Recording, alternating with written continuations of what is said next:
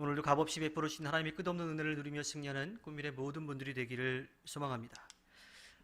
하나님 백성의 삶이 무너지면 하나님의 영광도 가려지기 마련입니다. 시편 기자는 하나님이 이스라엘과 맺으신 그 언약의 근거에서 도움을 간구하지요.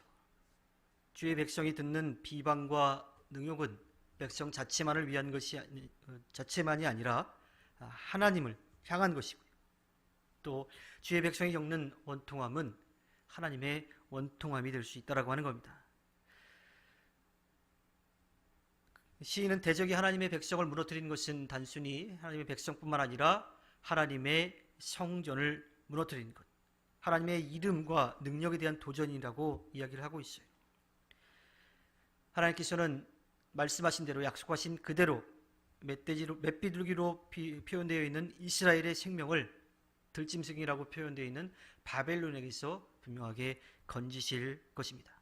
지금은 학대받고 포로로 끌려가 있는 그러한 상황이지만, 가난하고 궁핍한 상황에 처해 있지만 앞으로 하나님께서 그들에게 약속하신 대로 건져주시고 회복시키실 것이라고 하는 확신이 있는 거죠. 이러한 믿음의 근거에서 하나님의 자녀들은 삶이 무너진 그곳에서 다시 담대하게 일어설 수가 있습니다. 하나님께서는 분명하게 그렇게 해 주실 것이기 때문이죠. 아담과 하와의 불순종으로 인해서 이 땅에는 심판이 임하게 되었습니다. 하나님의 벌이 임한 거죠. 또 그 벌은 단순히 사람들만이 아니라 하나님께서 창조하신 모든 세계에도 다 영향을 끼칠 수밖에 없던 거예요. 사람들만이 아니라 모든 피조물이 탄식하는 세상이 되어버렸습니다. 사람들은 욕심 때문에 이기적이 되었어요. 이웃보다도 내 것이 더 중요하게 생각됩니다. 정을 나누기보다도 물질에 더 욕심을 내면서 살아가죠. 어쩌면 인간의 그런 탐욕들을 보면 이 세상에 대한 소망이, 희망이 하나도 없는 것처럼 그렇게 보입니다. 그런데요, 하나님께서 이 세상을 만드셨기 때문에 하나님께서 이 세상을 회복시키실 것입니다. 사람의 욕심으로 망가졌지만 하나님의 사랑으로 다시 회복시키실 것이라고 하는 겁니다. 12절에서는 시인은 구원을 베푸신 하나님을 찬양했죠.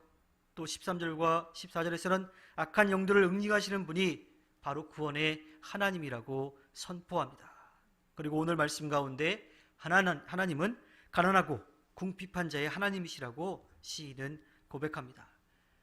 세상이 인정하지 않는, 또 세상이 때로는 무시하고 멸시하고 하찮게 여기는 약한 사람들을 돌보시는 분이 바로 하나님이시라고 하는 겁니다.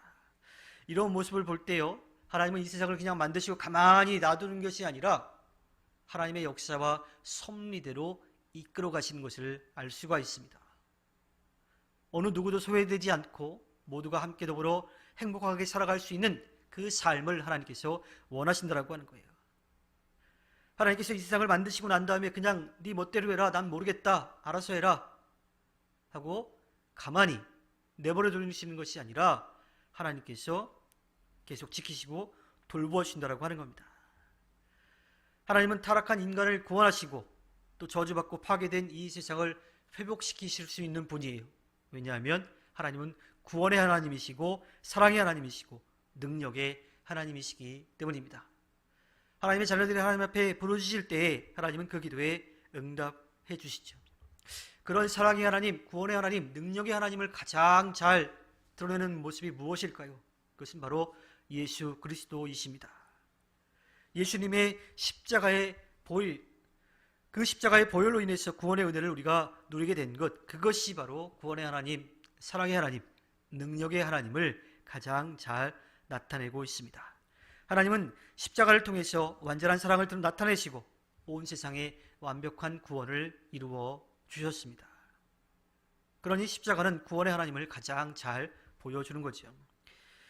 어떤 물건이 고장났을 때 그 물건을 가장 잘 고칠 수 있는 사람은 그 물건을 만든 사람이죠. 이와 같이 세상의 회복은 세상을 만드신 하나님이 하실 수 있습니다. 하나님만이 하실 수 있습니다. 그러니 우리는 우리가 잘못한 것도 또 이 망가진 세상도 하나님께서 회복시키시고 다시 일으켜 세우실 것을 믿고 하나님 앞에 맡기며 나아가야 합니다. 거기에다가 잘못은 우리가 했는데 우리가 구원받을 수 있는, 우리가 용서받을 수 있는 길을 하나님 편에서 열어주셨다라고 하는 거예요. 그 예수 그리스도에 대한 하나님의 사랑을 우리는 분명하게 기억하고 또 고백하고 전하는 삶을 살아야 합니다. 하나님이 이 세상을 지으셨으니 이 세상을 구원하실 분도 하나님밖에 없다라고 하는 것을 믿고 창조의 하나님을, 또 우리의 삶을 이끌어 가시는 능력의 하나님을 찬양하며 살아가시기를 바랍니다. 하나님께서 허락해 주신 오늘 하루를 살아갈 때에 우리를 사랑하셔서 우리에게 값없이 구원의 은혜를 베풀어 주신 하나님을 의지하여 승리하며 살아가는 꿈미래 모든 분들이 되기를 주님의 이름으로 부탁드립니다. 기도하겠습니다.